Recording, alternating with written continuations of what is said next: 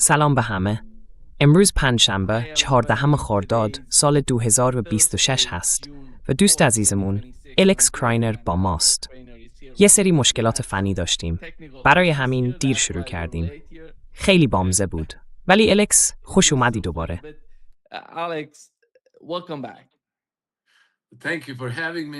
ممنونم نیما که منو دعوت کردی. تصویر یکم فرق داره چون مجبور شدم با گوشیم وصل بشم. لپتاپم قاطی کرده بود و نمیتونستیم صدای همو بشنویم. ولی به هر حال الان وصل شدیم و همین مهمه.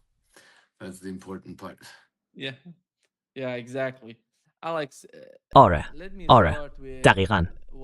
الکس، بذار از اتفاقایی شروع کنم که تو 2-3 روز گذشته افتاده و این رویارویی جدید بین ایران و ایالات متحده. حمله ها، میدونی، دیشب داشتیم، شب قبلش هم همینطور. این وضعیت جدید شده چون تنش بالا گرفته به خاطر محاصره‌ای که تو خلیج فارس در جریانه. آمریکا به نفتکش‌ها تو خلیج فارس حمله کرده بود. بعد ایران در پاسخ به کویت و بحرین واکنش نشون داد. و در نهایت فرودگاه بین‌المللی کویت با یه چیزی مورد اصابت قرار گرفت. میگن یه پهپاد ایرانی بوده. بعد هم یه ویدیوهایی منتشر شده که نشون میده شاید یکی از موشک‌های رهگیر سامانه پاتریوت نتونسته هدف رو بزنه.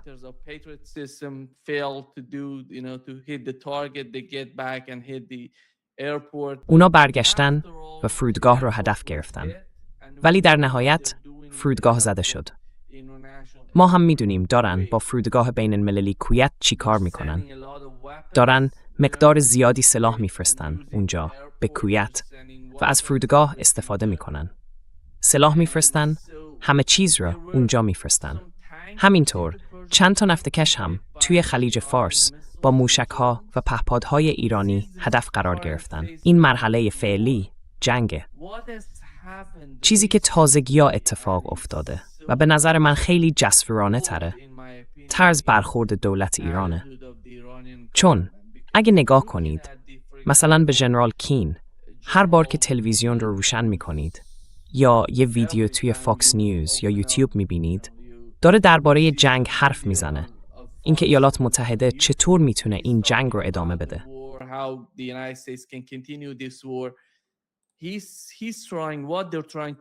اون داره سعی میکنه، یا بهتر بگم اونا دارن سعی میکنن بگن که مثلا فرمانده سپاه پاسداران با رئیس مجلس یا رئیس جمهور ایران فرق داره.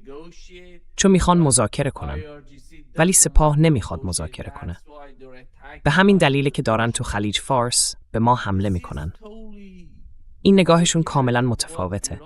اگه ببینیم ایران چی میگه اصلا با روایت ایران یکی نیست. اونا میگن آمریکا بهشون حمله کرده. برای همین دارن جواب میدن. به نظر شما اوضاع خاورمیانه با گذشت زمان چطور پیش میره؟ دونالد ترامپ این جنگ رو نمیخواد. خودش میدونه این جنگی نیست که بشه توش برنده شد و هرچی زمان بگذره اوضاع بدتر میشه. برداشت شما از این موضوع چیه؟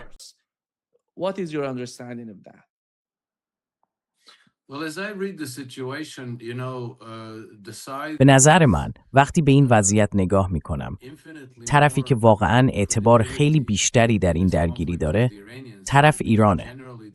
چون معمولاً کاری رو که میگن انجام میدن. مواضعشون هم 3 بار در روز عوض نمیشه. و این تصوری که ایران گویا بین 2 جناح پاره شده. یکی سپاه پاسداران که خیلی تندرو و سرسخت هست و یکی هم دولت مدنی معقولی که میخواد با آمریکا مذاکره کنه. به نظرم بیشتر یه خیال پردازی به نفع خودشونه. این داستان رو ساختن تا بگن آره ما داریم مذاکره میکنیم. اوضاع خوب پیش میره. فقط یه عده تندرو توی سپاه هستن که باید یه جوری کنار گذاشته بشن.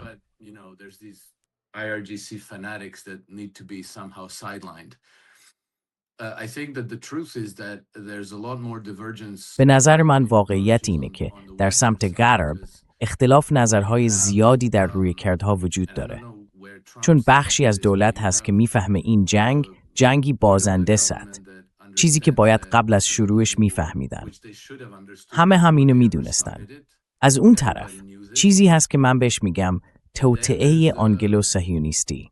جریانی که میخواد ایران رو از بین ببره، حکومت رو عوض کنه و کنترل سیاسی کشور رو به دست بگیره. چون ایران مانع سلطه امپراتوری غرب در آسیای غربی به حساب میاد.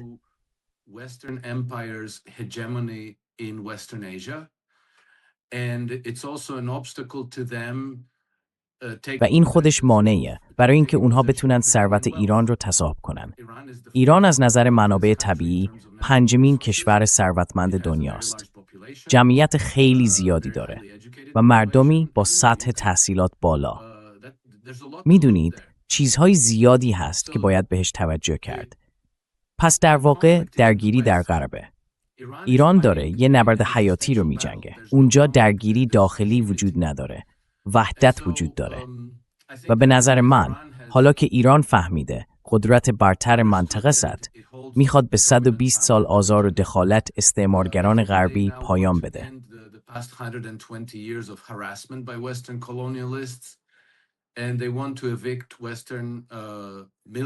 اونا میخوان نیروها و منابع نظامی غرب رو از منطقه بیرون کنن و یه ساختار امنیتی کاملا جدید طراحی کنن. چیزی که با اهداف شریکاشون یعنی روسیه و چین هم راستا هست. هدفشون شروع یک قرن جدید اوراسیاییه. یه نظم چند قطبی جهانی که کشورها بتونن در صلح با هم همکاری کنن و تجارت کنن. نه این جنگ‌های بی پایان و همیشگی که معمولاً از طرف اسرائیل و آمریکا شروع میشن. ولی نباید طرف بریتانیایی رو فراموش کنیم، چون اونا همیشه توی این معادله حضور دارن. نمیدونم چرا کسی کاری بهشون نداره. کسی دربارشون حرف نمیزنه. ولی واقعاً خیلی عمیق درگیرن.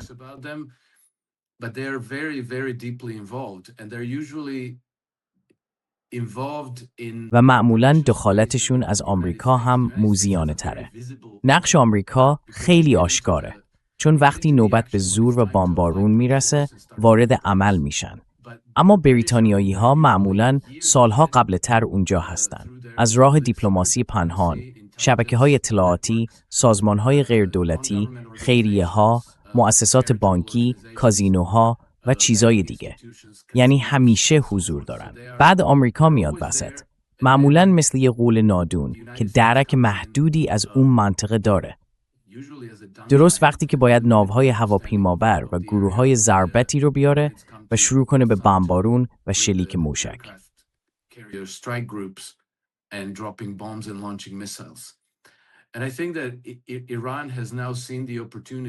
به نظر من ایران حالا این فرصت رو دیده که به طور کامل به این رژیم پایان بده.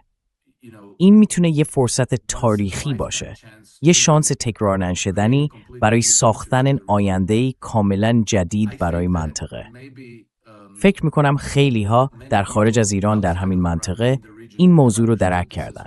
برای همین همکاری ها بین اعضای شورای همکاری خلیج فارس با آمریکا و ناتو یه جورایی لرزان و نامطمئنه. شاید تنها استثناء این وسط امارات باشه. اما خب، امارات چیه؟ یه پادشاهی فئودالیه. یه قلمرو شخصی بدون ارتش واقعی، بدون نیروی واقعی. جز پول چیز دیگه‌ای نداره. پس خیلی بعیده که از این درگیری جان سالم به در ببره. و به نظرم اسرائیل هم به احتمال زیاد از این درگیری جان سالم به در نخواهد برد.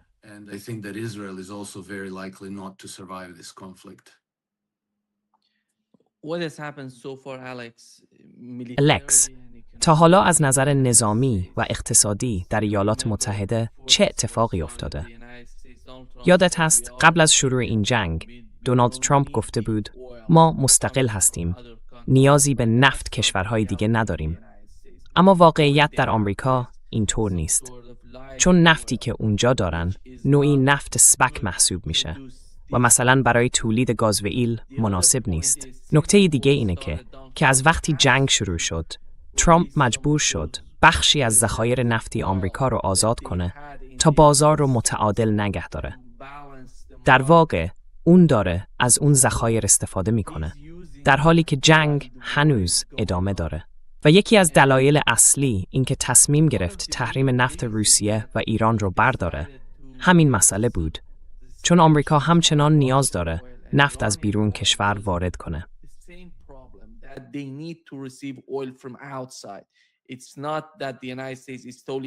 ایالات متحده کاملا مستقل از دنیای بیرون نیست. پس بله، اونها وابسته ان و باید از این وابستگی استفاده کنن. باید از ذخایرشون بهره ببرن. از طرف دیگه، در جریان جنگ و شدت حملات علیه ایران، بخش زیادی از ذخایر موشک‌ها و سامانه‌های رهگیرشون مصرف شده.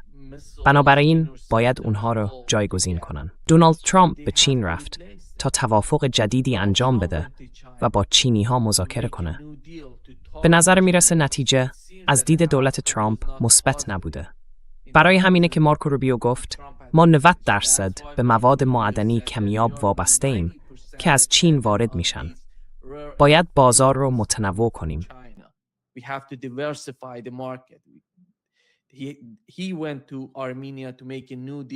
او رفت ارمنستان تا یه توافق جدید درباره مواد معدنی انجام بده. اما ارمنستان توانایی تأمین نیازهای آمریکا رو مثل چین نداره. این همون مشکلیه که الان باهاش روبرو هستن. از یه طرف از نظر اقتصادی و نظامی و از طرف دیگه در داخل کشور با انتخابات میان دوره‌ای. دونالد ترامپ میدونه اگه اون انتخابات رو ببازه احتمال استیضاحش هست. حتی ممکنه از قدرت کنار گذاشته بشه. این اضطراب رو میشه دید. همونطور که ایران سعی کرد کاری در ارتباط با اسرائیل انجام بده. چون اسرائیل اعلام کرده بود میخواد به ضاحیه در لبنان حمله کنه. بعد ایران به ترامپ فشار آورد. ترامپ با بنیامین نتانیاهو تماس گرفت و گفت اون کار رو نکن. و تازه دیشب فهمیدیم که یه توافق جدید بین دولت لبنان و اسرائیل انجام شده.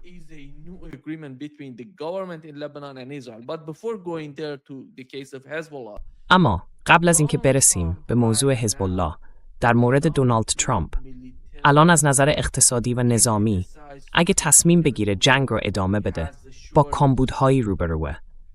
چند روز، چند هفته میتونه با همون شدتی که توی اون 40 روز جنگ دیدیم ادامه بده؟ 2 هفته؟ 3 هفته؟ 4 هفته؟ بعد از اون چی؟ آیا آمادن؟ چون ذخایر تسلیحاتی تقریباً تموم میشن. از طرفی هم وضعیت اقتصاد خوب نیست. اقتصاد جهانی هم به خاطر این شدت درگیری‌ها زیر فشار سنگینی قرار گرفته. به نظر شما همه این عوامل چطور با هم جمع میشن و خودشون تبدیل به فشاری روی خود دونالد ترامپ میشن؟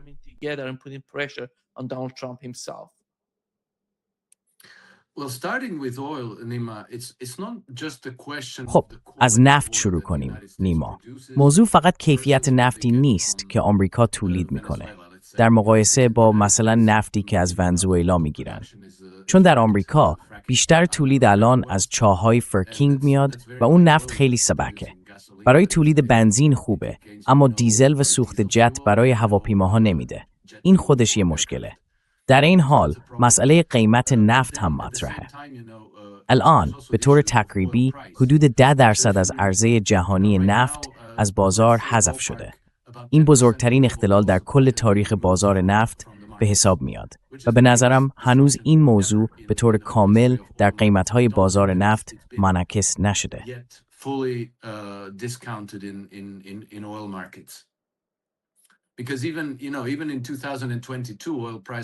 ببینید، حتی در سال 2022 قیمت نفت $120 بود و در سال 2008 قیمت نفت به $140 رسید.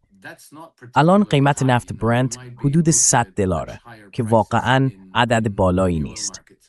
ممکنه در آینده شاهد قیمت‌های خیلی بالاتری در بازار نفت باشیم. اما اگه جنگ شدت بگیره، ما میدونیم یکی از اهدافی که آمریکا و اسرائیل در ایران مشخص کردن زیرساخت‌های انرژی ایرانه. و ایران هم گفته اگه چنین کاری انجام بدن، کل زیرساخت انرژی منطقه رو نابود میکنه. اگه این اتفاق بیفته، ممکنه 20 تا 22% دیگه از نفت خام از بازار جهانی حذف بشه. اون وقت قیمت نفت خام به کجا میرسه؟ ممکنه بره تا 200 300 حتی 500 دلار برای هر بشکه و من این اعداد رو همینطوری از خودم در نمیارم.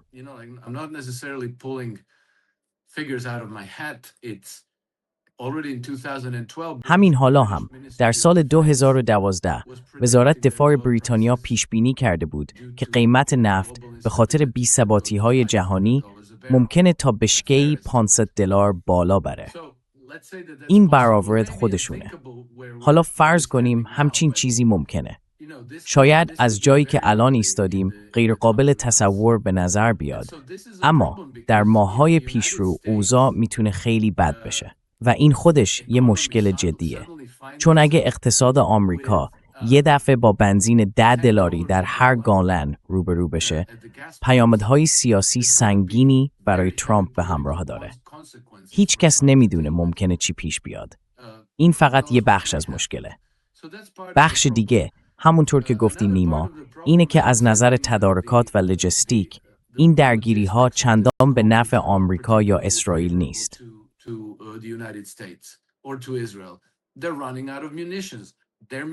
مهماتشون داره تموم میشه.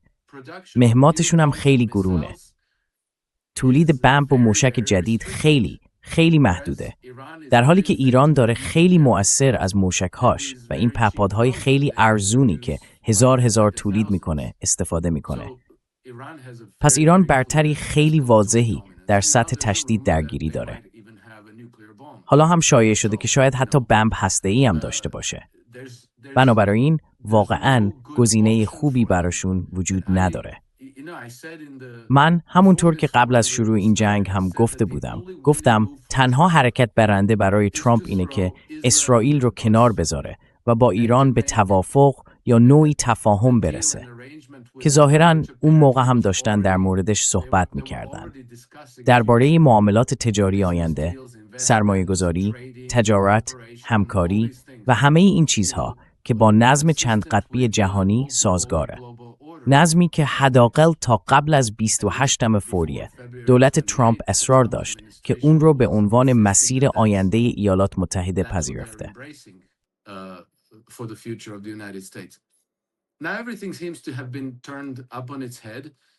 الان به نظر میرسه همه چیز کاملا برعکس شده. من واقعا نمیفهمم ترامپ دقیقاً کجا ایستاده، چون مدام از یه موضع به یه موضع دیگه میپره. ولی نمیتونم نادیده بگیرم که از اواخر سال 2025 رویکرد آمریکا به طور اساسی عوض شده و این تغییر دقیقاً همزمانه با برگشت دوباره ژرد کوشنر به صحنه. کسی که از هیچ جا ظاهر شد بدون هیچ سمت رسمی در کابینه ترامپ، اما ناگهان مسئول حساس‌ترین مذاکرات با روس‌ها و ایرانی‌ها شد. و باید یادمون باشه ژرد کوشنر کیه. ژرد کوشن یه صهیونیست معتقده و خانواده‌اش سالهاست با بنیامین نتانیاهو دوستی خیلی نزدیکی دارن.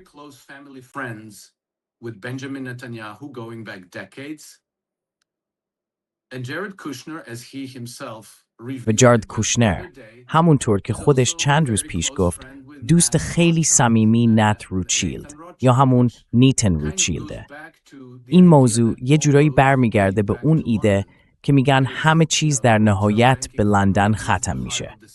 چون میدونید خانواده بانکی روتشیلد در واقع قلب شهر لندن به حساب میان و گفته میشه در همه این توطئه هایی که باعث جنگ میشن، هر جا که خون انسانها جاریه همون نام خانوادگی دوباره دیده میشه.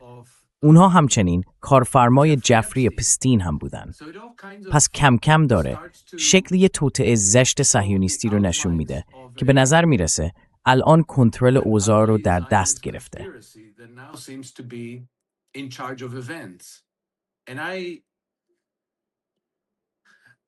به نظر من ترامپ رو نمیشه یه جور بی‌ربط به این ماجرا دونست، چون دامادش و دخترش دقیقاً وسط این قضیه‌ان. اونا نقش مهمی توی کل این ماجرا دارن. این داستانی هم که میگن ترامپ یه تماس خیلی تند با بنیامین نتانیاهو داشته و سرش داد زده و از الفاظ تند استفاده کرده، به نظرم بیشتر یه نمایش برای افکار عمومیه. من فکر میکنم نتانیاهو حمله به بیروت رو عقب انداخت، چون ایرانی‌ها بلافاصله گفتن ما به شمال اسرائیل حمله می‌کنیم و به همه ساکنان و شهرک نشین‌های اون منطقه هشدار دادن که تخلیه کنن، چون یه اتفاق خیلی سنگین در راهه. به نظرم دلیل عقب نشینی نتانیاهو همین بود، نه اینکه ترامپ سرش داد زده باشه. Benjamin Netanyahu relented not because Trump yelled at him.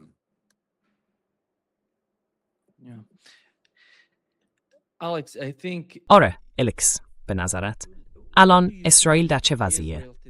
چون قبل از شروع این جنگ خیلی ها در آمریکا، مخصوصاً در بدنه حاکم و نوع محافظه‌کارها میگفتن اسرائیل قوی ترین کشور خاورمیانه است. قبل از جنگ فکر میکردن محور مقاومت شکست خورده. میگفتن دیگه اسدی در اسرائیل نیست. سوریه و لبنان رهبرانشون از بین رفتن. سید حسن نصرالله و فرماندهانش ترور شدن. بعضی از رهبران ایران هم همینطور. از اون طرف در دریای سرخ هم یه جور توافق بین آمریکا و یمنی ها شکل گرفته بود. خلاصه اسرائیل رو به عنوان بزرگترین و قدرتمندترین کشور خاورمیانه میدیدن. حالا امروز بعد از این جنگی که نتانیاهو مدتها دنبالش بود، اسرائیل در چه موقعیتی قرار داره؟ به نظرت الان اسرائیل در مقایسه با قبل از جنگ چطوره؟ I think Israel is radically weak now. به نظر من اسرائیل الان به طور اساسی ضعیف شده. یعنی ببین دارن تو 5 یا 6 جبهه می جنگن، دیگه خودم هم نمیتونم بشمرم. ولی مشکل اصلیشون اینه که هیچ استراتژی ندارن. جنگهاشون بدون برنامه است. حمله به ایران هم به نظرم یه قمار بود، چون توی ایران نیرو و منابع روی زمین داشتن و حساب کرده بودن که ایران از درون ضعیفه. فکر می‌کردن با بمباران از بیرون و شورش از داخل میتونن حکومت رو سرنگون کنن. حتی شروع کرده بودن با رضا پهلوی کار کردن تا دوباره سلطنت رو برگردونن. ولی قرار بود همه چی تو چند روز تموم بشه. دولت ایران ظرف چند روز سقوط کنه. اما این اتفاق نیفتاد. برعکس، ملت تا حد زیادی دور دولت جمع شدن و تا جایی که من میبینم بیشتر مردم ایران از دولتشون حمایت میکنن. Most people in Iran support their government and they understand what they're up against. So they are determined. اونا خوب میدونن با چی روبرو هستن. برای همین مصممن که پیروز بشن. این موضوع برای اونها مسئله مرگ و زندگیه. جامعه اسرائیل داره از هم میپاشه. اقتصادش هم در حال فروپاشیه. کاملا به حمایت غرب وابسته‌اند، چه از نظر اقتصادی چه نظامی، اما دارن خیلی سریع اون حمایت رو از دست میدن و خب دلیلش هم رفتار خودشونه. بنابراین اسرائیل آینده‌ای نداره. از اون طرف افراطی ترین بخش از طبقه سیاسیشون مصممه که جنگ‌ها رو گسترش بده، با ترکیه بجنگه، با مصر بجنگه و حتی شنیدیم که برنامه دارن علیه پاکستان هم اقدام کنن. به نظر من جنگ تبدیل شده به بخشی از ذات اسرائیل. بدون جنگ نمیتونن وجود داشته باشن. کل کارکردشون اینه که منطقه رو بی ثبات نگه دارن. به جنگ وابسته‌ان، نمیتونن سال داشته باشن. میدونین مدت زیادی هم از اون زمان نگذشته. در سال 2024 که کل it was not so long ago in 2024 that the whole Arab community in their neighborhood supported by جامعه عرب در محله خودشون با حمایت کشورهای مسلمان دیگه در سراسر دنیا به صورت جمعی به اسرائیل پیشنهاد صلح دادن. گفتن ما با شما روابط عادی برقرار می‌کنیم. فقط کافیه اجازه بدین فلسطینیا کشور خودشون رو داشته باشن. اون وقت ما با شما عادی سازی می‌کنیم. شما تبدیل میشین به یه عضو عادی از جامعه جهانی. ما خودمون امنیتتون رو تضمین می‌کنیم. شریک میشیم و در صلح زندگی می‌کنیم. اما اسرائیلیا این پیشنهاد رو رد کردن. به نظر من اسرائیل به شدت از صلح میترسه. انگار نمیتونه صلح داشته باشه. حتما باید درگیر جنگ باشه. من فکر نمی کنم کشوری که به این شکل ساخته شده آینده‌ای داشته باشه. و میدونین من همیشه دوست دارم به مردم یادآوری کنم که خود هنری کیسینجر در سال 2012 گفته بود 10 سال بعد از اون دیگه اسرائیلی وجود نخواهد داشت. یعنی اون حرف مربوط به سال 2022 میشه. درسته؟ So that would have said it at 2022. Okay, he got the timeline wrong. اون زمانبندی رو اشتباه گفت، اما پویایی‌های منطقه رو خوب درک کرده بود.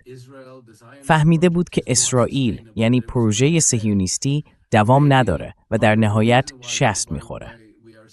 شاید بخشی از دلیل این وضعیت وحشتناک امنیتی که الان در منطقه میبینیم همین باشه که اسرائیل به بنبست رسیده. چون خودشون هم میدونن دارن شکست میخورن، دارن از بین میرن. و این چیزی که الان میبینیم در واقع تقلاهای آخرشونه. نمیدونم این وضعیت تا کی ادامه پیدا میکنه. این چیزها یه شب اتفاق نمیافته، ولی به نظرم آینده‌ای براشون نیست. یه نکته هم این هفته برام جالب بود. وقتی ایران به اسرائیل هشدار داد که اگه بنیامین نتانیاهو دستور حمله به بیرات رو بده، مناطق شمالی اسرائیل رو هدف قرار میدن. بخشی از اون پیام خطاب به مردم فلسطین بود. وقتشه کشور خودتون رو پس بگیرید. پس باید ضربه بگیریم که همیشه احتمال یه خیزش داخلی وجود داره.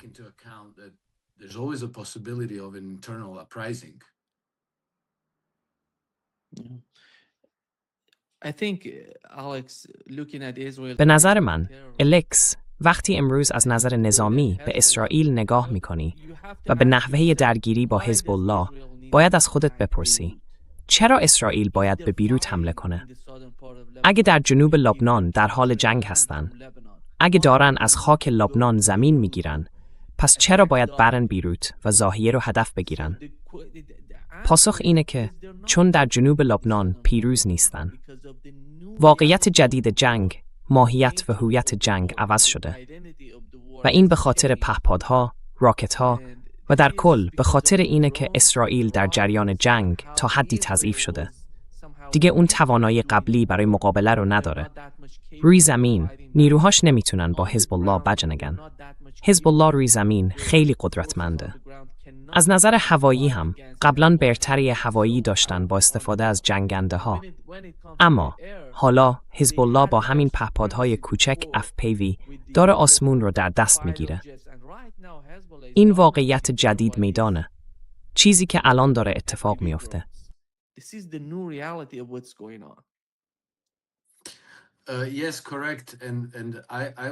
بله، درسته. و من میخوام بگم نیما، به نظرم حتی خود اسرائیلی‌ها هم هیچ توهمی درباره توانایی شکست دادن حزب الله در میدان جنگ ندارن. به نظرم ماجرا دو بخش داره. اول از همه، اسرائیلی‌ها کاملا راحتن با کشتن تعداد زیادی از مردم، غیر نظامی‌ها، بچه‌ها، زن‌ها، فرقی نمی‌کنه. شاید حتی اینطوری رو ترجیح بدن. نگاهشون به امنیت یه جور زمین سوخته است. یعنی اگه همه اطرافشون رو بکشن، شاید اون وقت احساس امنیت کنن.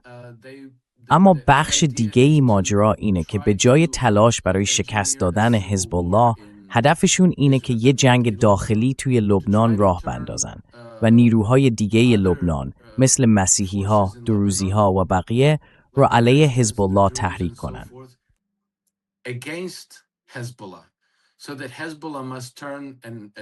به این ترتیب حزب الله مجبور میشه برگرده و با بقیه مسلمان‌ها و مسیحی‌ها، یعنی با لبنانی‌های دیگه بجنگه. شاید به این شکل اسرائیل بتونه حزب الله رو شکست بده. برای همین دارن مردم لبنان رو تحت فشار و خشونت قرار میدن. به امید اینکه مردم به این نتیجه برسن که این بلاها به خاطر حزب الله سرشون اومده و در نتیجه علیه حزب الله برگردن. اما من فکر نمی کنم این روش دیگه جواب بده. به نظرم مردم حالا درک متفاوتی از ماجرا دارن. و خب تصور کنید اگه مثلا حزب الله سلاحاش رو زمین بذاره یا شکست بخوره و دولت غیر نظامی کاملا کنترل اوضاع رو به دست بگیره. اون دولت غیر نظامی تبدیل میشه به چیزی شبیه فتح. would become like Fatah. They would become Israel's اونها عملاً میشن نیروی پلیس برون سپرده اسرائیل علیه مردم لبنان و احتمالاً با لبنانی‌ها همونطوری رفتار میکنن که الان با فلسطینی‌ها در کرانه باختری رفتار میشه. به نظرم خیلی ها نه فقط در لبنان بلکه در کل منطقه دارن کم کم این موضوع رو درک میکنن. پس حداقل در حال حاضر فکر نمی کنم نیروی کافی در برابر حزب الله وجود داشته باشه که بتونه به جنگ داخلی منجر بشه. و اگه به هر دلیلی جنگ داخلی شروع بشه، برام سواله که آیا بخش بزرگی از ارتش لبنان از هم جدا نمیشن و به حزب الله نمیپیوندن؟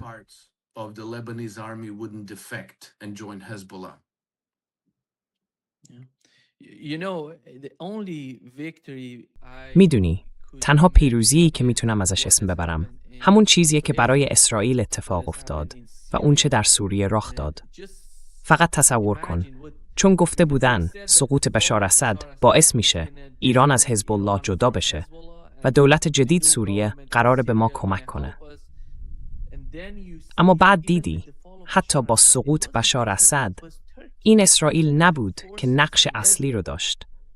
ترکیه و نیروهای ادلب بودن. اونا این کار رو کردن ولی ایالات متحده، اسرائیل و ما بودیم که درگیر بودیم. ما اون درگیری رو بردیم. حالا دیگه اطلاعات بیرون اومده. گزارش‌های اطلاعاتی، همه چیز روشنه. میتونیم بگیم حدود 80 تا 85% اتفاقاتی که در سوریه افتاد در واقع حرکت ترکیه علیه دولت اسد بود. پس دولت اسد از بین رفته، اما ارتباط بین ایران و حزب الله داره قوی تر میشه.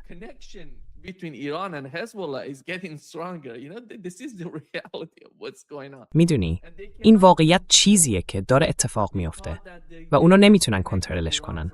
فکر میکردن ایران رو از حزب الله جدا کردن، ولی به این پهپادها نگاه کن. این خودش مدرک روشنیه که نشون میده ارتباط قوی بین ایران و حزب الله وجود داره و اونا هیچ کاری نمیتونن در موردش بکنن.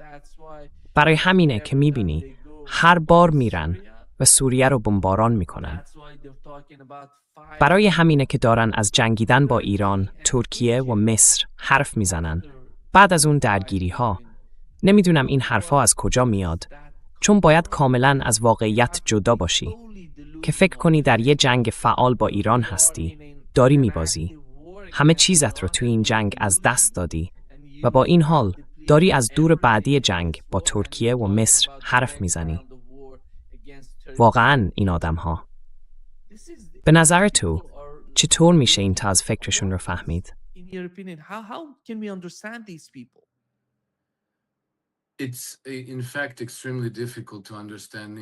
راستش فهمیدنش واقعاً سخته نیما. تو به سوال جواب دادی. این یه توهمه. ببین، حدود 1 سال پیش با یکی از دوستای مسلمونم صحبت کردم که در زمینه آخرالزمان شناسی تحقیق میکنه. از جمله آخرالزمان شناسی یهودی. و همونطور که معلوم شد این موضوع قطعاً بخشی از ماجراست، چون یک گروه قدرتمند در اسرائیل هست که نفوذ سیاسی قابل توجهی دارن و باور دارن که ما الان در دوران کتاب مقدس زندگی میکنیم. و این همون زمانیه که مسیح قرار خودش رو آشکار کنه و کل اون سناریو شامل چیزی میشه که بهش میگن رستگاری اسرائیل. حالا باید بگم وقتی اولین بار اینو شنیدم به نظرم اونقدر دیوانه‌وار اومد که گفتم نه امکان نداره همچین چیزی درست باشه.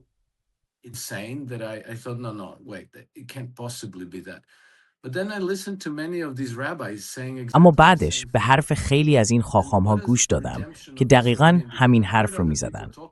حالا سوال اینه که رستگاری اسرائیل یعنی چی؟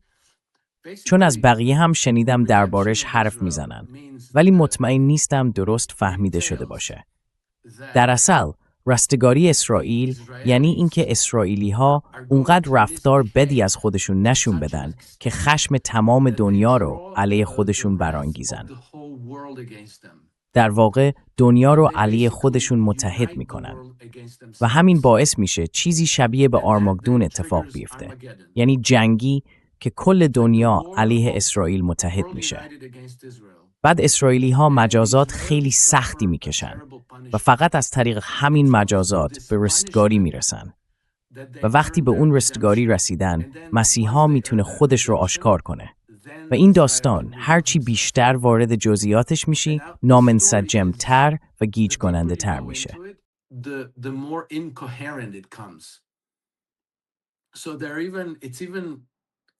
پس خودش در واقع متناقضه.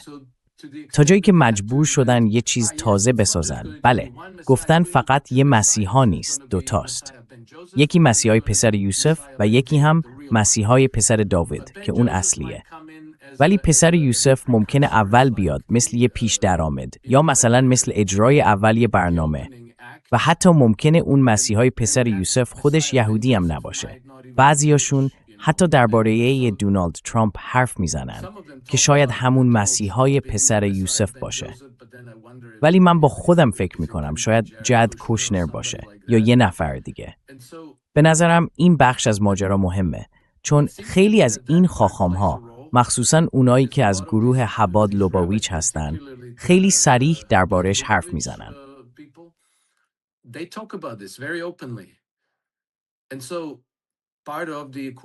بخشی از ماجرا اینه که بعضی‌ها عمدن طوری رفتار میکنن که واقعاً وحشتناکه، طوری که کل دنیا علیه اسرائیل متحد بشه.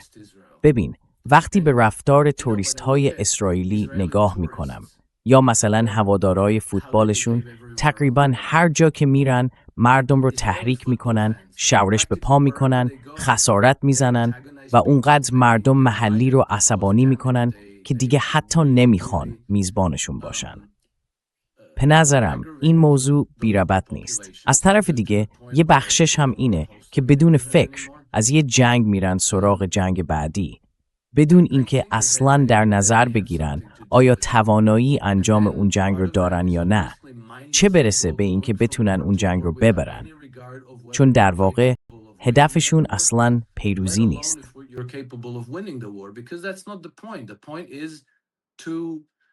موضوع اینه که هدفشون اینه آخرالزمان رو رقم بزنن و ظهور مسیح خودشون یا 2 مسیح یا هر چی که فکر میکنن رو ببینن. و واقعا خیلی از مردم در اسرائیل به این باور دارن.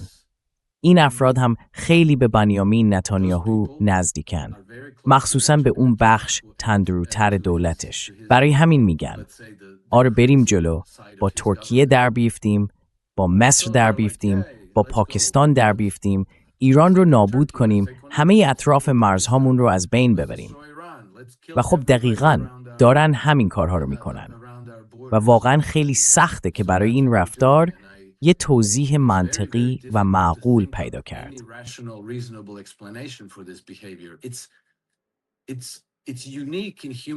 این در تاریخ بشر بی سابقه است. تا جایی که من میدونم تاریخ استعمار پر از خونریزیه، پر از جنایت، قحطی، نابودی جمعیت، فاجعه‌های انسانی و از این دست چیزها. ولی معمولاً پشتش یه هدفی هست.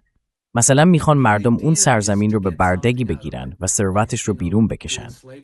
پس میتونی بگی خب این کار اشتباهه، بی‌رحمانه است، فجیعه.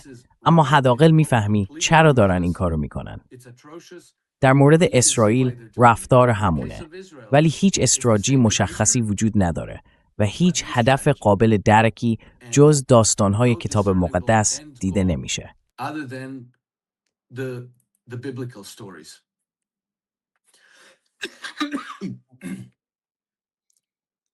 Alex, Donald Trump has 2 wars right now. ایلکس، دونالد ترامپ الان درگیر 2 جنگ فعاله. یکی در اوکراین و یکی هم در خاورمیانه. به نظر میرسه اولویتش جنگ با ایرانه. بعضیا میگن شاید راه خروج ترامپ این باشه که یه درگیری جدید با کوبا شروع کنه و همه ناوهای هواپیمابر رو از خلیج فارس یا خاورمیانه برگردونه به نیمکره غربی نزدیک کوبا و اونجا یه ماجرا راه بندازه. بعد هم اعلام کنه که پیروز شده. ما ایران رو شکست دادیم. همه چیز رو در ایران نابود کردیم و حالا میریم سراغ کوبا.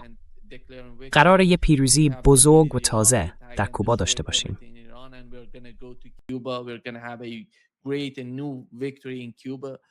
But the problem, in my opinion, many people اما به نظر من مشکل اینجاست که خیلی ها نه کوبا رو میشناسن، نه مردمش رو. و وقتی حتی کوبا رو با ونزوئلا مقایسه میکنن، میبینیم که اون حمله توهم‌آمیز علیه ایران به نظرم از اتفاقات ونزوئلا شروع شد. یا حداقل ونزوئلا توی ذهن خود دونالد ترامپ بخشی از اون معادله بود. چون فکر میکرد قرار چیزی شبیه ونزوئلا بشه، حتی سخت‌تر، ولی میتونه همون نتیجه رو بگیره. یادتونه اون روزها رو؟ اون حملات اولیه که میگفت من قرار رهبر ایران رو انتخاب کنم. قرار کسانی که کشور رو اداره میکنن انتخاب کنم. خودش این حرفها رو زد. من چیزی درباره دونالد ترامپ از خودم نمیسازم.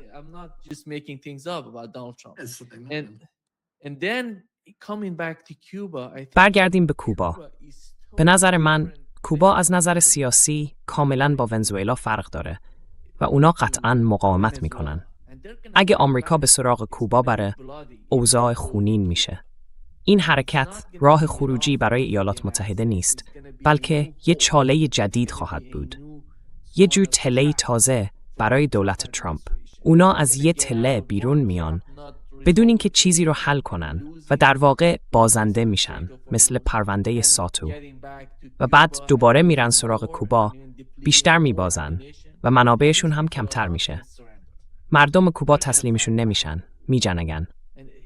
به نظر شما اونایی که میگن شاید کوبا یه راه خروج مناسب برای دونالد ترامپ باشه، چطور به این موضوع نگاه میکنن؟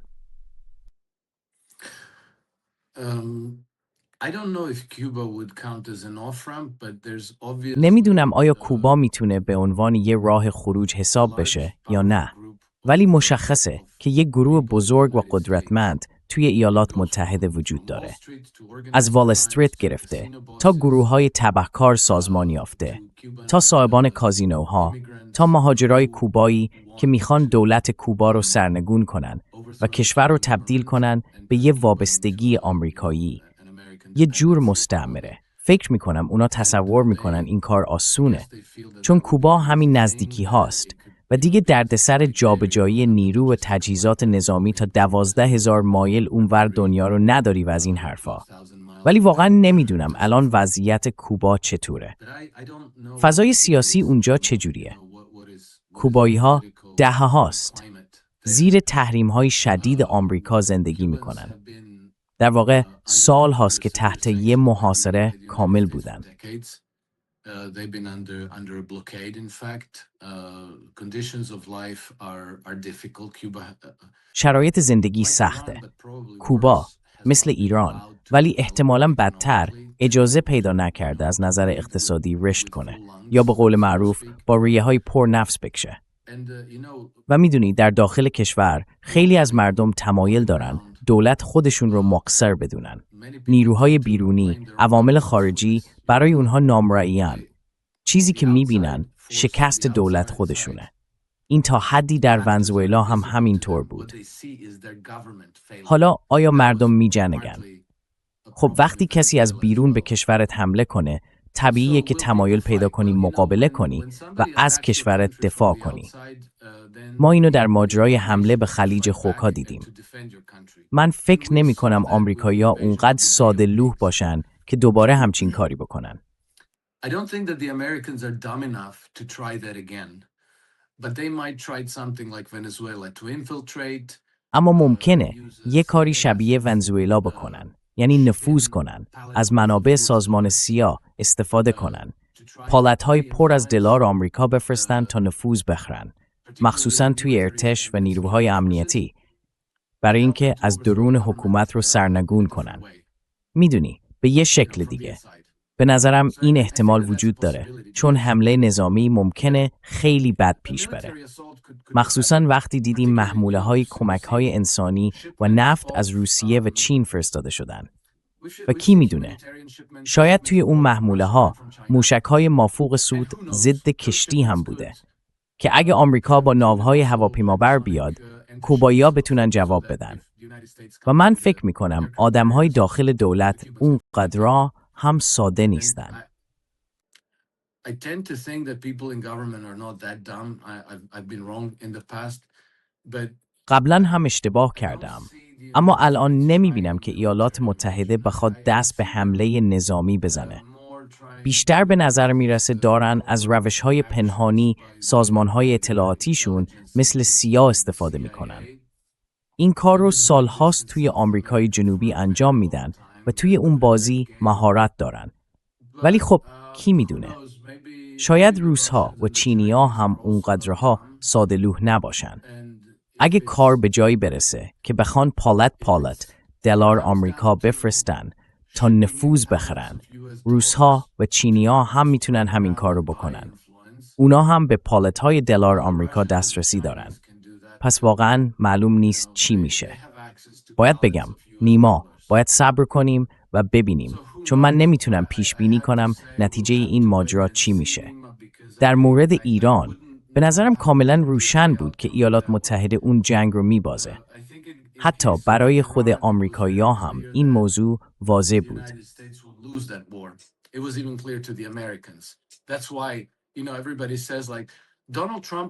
برای همینه که میدونی همه میگن دونالد ترامپ تنها رئیس جمهوری بود که شجاعت داشت کاری در مورد ایران انجام بده.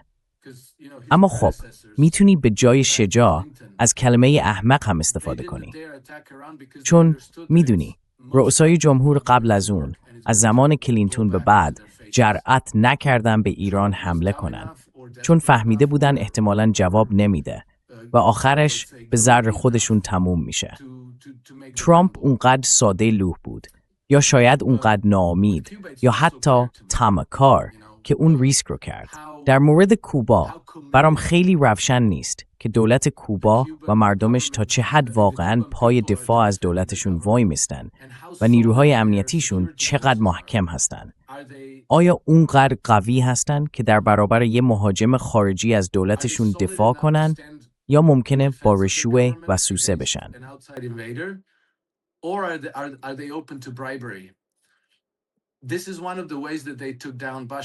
این یکی از روش‌هایی بود که باهاش رژیم بشار اسد رو تضعیف کردن. میدونی، عملاً سوریه رو محاصره کردن. شرایط زندگی رو اونقدر سخت کردن که حتی ژنرال‌های رد بالا هم زندگی خیلی سختی داشتن. بعدش هم خب وقتی یکی با $10,000 زیر میزی می اومد و می گفت مثلا وقتی زمانش رسید قرار این کار رو برای ما انجام بدی، خیلی راحت قبول می کردن. بعد هم بهشون می گفتن خب پول بیشتری هم در راهه و اگه با ما همکاری کنی توی دولت آینده هم جایی برات در نظر می گیریم. حالا من نمیدونم دولت کوبا تا چه حد در برابر این نوع نفوذ آسیب پذیره.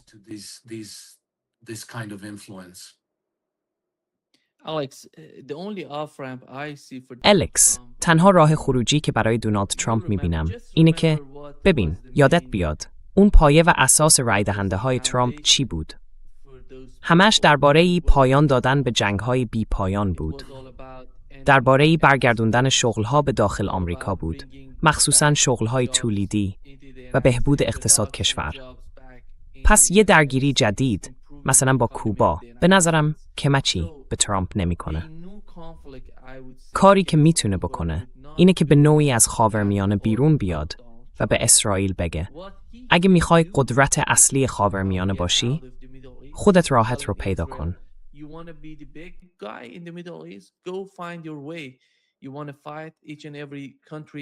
میخوای با تک تک کشورهای خاورمیانه بجنگی؟ باشه، خودت برو بجنگ. من از دست حمایت میکنم، ولی برای تو نمی جنگم. گزینه دیگه به نظرم مربوط به اوکراینه. اون میتونه از ایران عقب نشینی کنه و اعلام پیروزی کنه و بگه من همه چیز رو در ایران نابود کردم. اما موضوع اوکراین خیلی مهمه، چون قبل از به قدرت رسیدنش دربارش حرف زده بود. گفته بود من جنگ اوکراین رو در عرض 24 ساعت تموم میکنم. اون میتونه فوراً کاری بکنه. فقط با متوقف کردن هر نوع حمایتی از اوکراین، با فشار آوردن و گفتن اینکه من میخوام با روسیه توافق کنم، جنگ تموم میشه.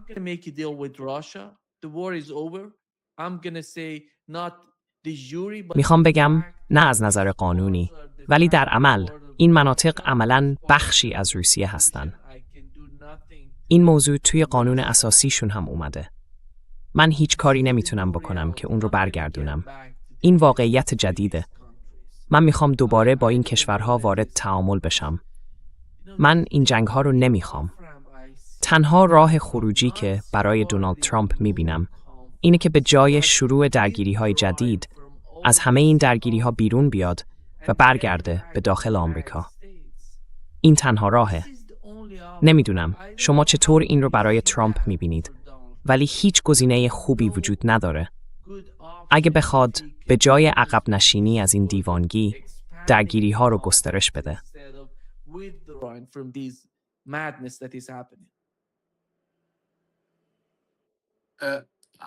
I would agree with you, Nima, but I'm no longer من با تو موافقم نیما، اما دیگه مطمئن نیستم که دونالد ترامپ واقعاً کنترل سیاست خارجی کشورش رو در دست داره. متاسفانه. همونطور که قبلا هم گفتم، از وقتی جارد کوشنر دوباره وارد صحنه شد، انگار یه چیزی از مسیر خارج شد. و بعد می‌بینیم که این موضوع، من الزاماً درباره خود اسرائیل یا بنیامین نتانیاهو صحبت نمی کنم. به نظر من یه توطئه صهیونیستیه، چون می‌بینیم که اونها نفوذ خیلی زیادی توی ایالات متحده دارن. فقط نتانیاهو نیست. یه عده میلیاردر صهیونیست هستن، رسانه‌ها و شبکه بانکی که اونقدر تاثیرگذار شدن که تونستن بندی رو وارد قانون مجوز دفاع ملی یا همون NDEE بخش 224 کنن که عملاً ارتش آمریکا رو با ارتش اسرائیل یکی میکنه.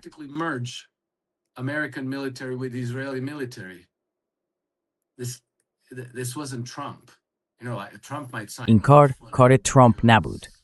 میدونی ممکنه ترامپ خودش هم اون رو امضا کرده باشه، چون اونم تا حدی زیر نفوذشونه.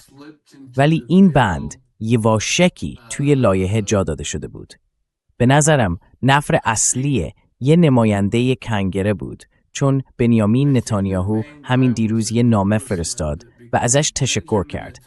از یه نماینده به اسم سالتزمن یا یه چیزی شبیه اون. ولی باز هم میدونی اون آدم این کار رو نمی کرد. اگه یه حمایت گسترده پشتش نبود که بهش بگن نه انجامش بده، اون بند رو بذار اونجا، کسی متوجه نمیشه. و بعدش هم همه چیز زیر میزی پیش میره. از اون به بعد هم دیگه وارد مرحله اجرا میشن. یعنی ما از نظر اجرایی ادامه اون روند رو پیش میبریم.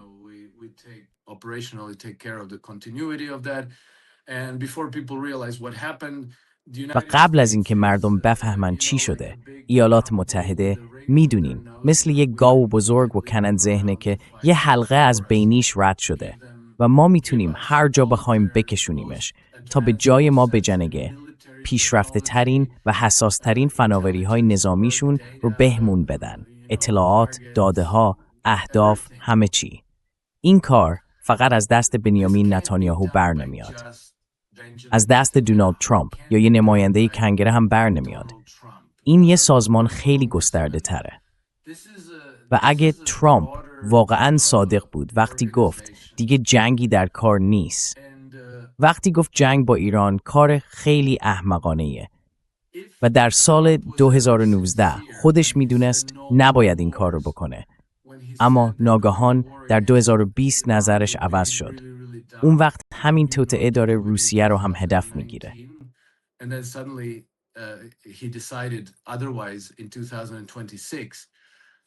Then this same conspiracy is also targeting Russia. It's not like they have a good relationship with Russia. اینطور نیست که اونها رابطه خوبی با روسیه داشته باشن و بعد ترامپ آزاد باشه. هر طور که خودش صلاح میدونه اون بخش از درگیری رو مدیریت کنه.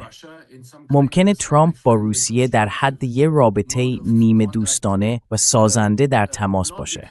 نه به این خاطر که روسیه حالا میتونه دوست غرب باشه، بلکه چون براش یه فرصت طلبی حساب میشه. میدونید باید روی یه بخش تمرکز کرد و حداقل کاری کرد که طرف مقابل، یعنی روس‌ها، یا ازت حمایت کنن یا به ایرانیا کمک نکنن یا حداقل کنار بایستن.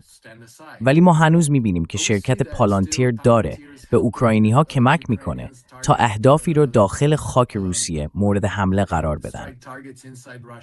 و می‌بینیم که اون حملات به ماهواره‌های استارلینک وابسته‌اند. Skylink satellites. Starlink satellites. So آره، ماهواره‌های استارلینک.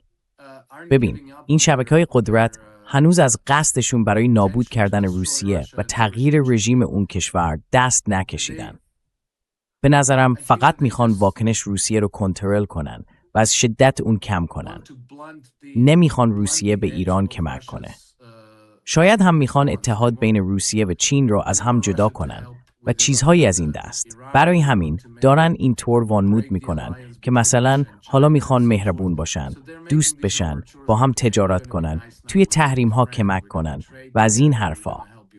ولی من فکر میکنم این کارشون حساب شده و منفعت طلبانه است، نه واقعی و صادقانه. خود ترامپ هم به نظرم زیر نفوذ همین قدرت هاست. بالاتر از اونا نیست. کنترلی هم رو بهشون نداره. He's not above them. He doesn't control them. And I think that this NDAA, National... به نظر من این لایحه مجوز دفاع ملی یا همون NDAA خیلی واضح نشون میده که پشت صحنه اتفاقهای بزرگتری در جریانه. وقتی هم به خیلی از سیاست‌ها در آمریکای جنوبی نگاه میکنیم یا سیاست در قبال اوکراین و ایران، میبینیم که این سیاست‌ها قبل از دوران ترامپ وجود داشتن. در واقع ترامپ طوری هدایت شده که همون سیاست‌ها رو ادامه بده. به همین خاطر من خیلی بعید میدونم که اون آزادی عمل داشته باشه تا خودش تصمیم بگیره. مثلا بگه ما قرار کاملاً از اوکراین خارج بشیم. دیگه به هیچ شکلی از اوکراین حمایت نکنیم و حتی به روسیه کمک کنیم تا اوکراین رو شکست بده و ساختار امنیتی کاملا متفاوتی در اروپای شرقی ایجاد کنیم.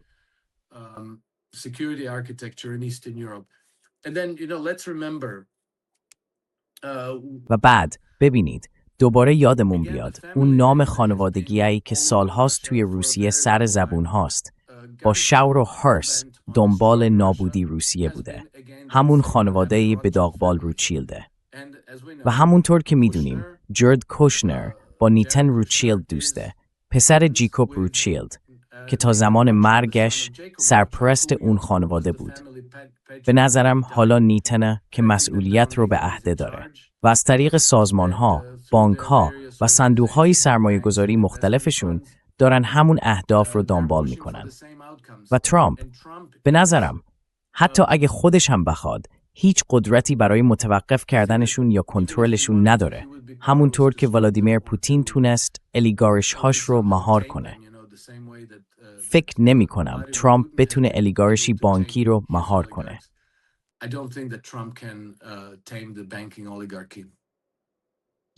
آره، نکته خوبی بود. خیلی ممنونم الکس که امروز با ما بودی. ممنونم از دعوتت نیما. همیشه خوشحالم که باهات همراه میشم. تا دیدار بعدی. به زودی میبینمت الکس. هفته بعد میبینمت. مراقب خودت باش. خداحافظ.